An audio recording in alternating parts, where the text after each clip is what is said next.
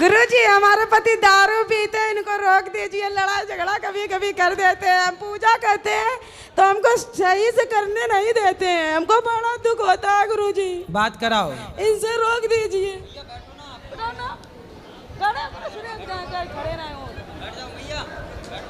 गुरुजी राधे राधे। जी श्रीमन नारायण।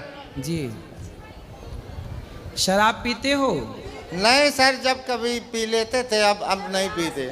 कब से नहीं पिए? काफी दिन हो गए तब से नहीं पी। कितने तारीख को पिए थे आखिरी? गुरुजी जब यहाँ से जाते हैं 5-6 महीने नहीं पीते हैं, फिर संगत में जाकर फिर पीने लग जाते हैं। तो 6 महीने बाद फिर ले आया करो यहाँ, तो फिर 6 महीने का चार्ज। जब पीने का टाइम आया था फिर ले आओ 6 महीने के लिए। जो 3 बार आज तीनों बार लाए, अब बात कभी नहीं, अब की बार हो गए गुरुजी। चलो बात कराओ। हाँ गुरुजी। चलो ये बताओ कि शराब पिछले किस तारीख को पिए थे?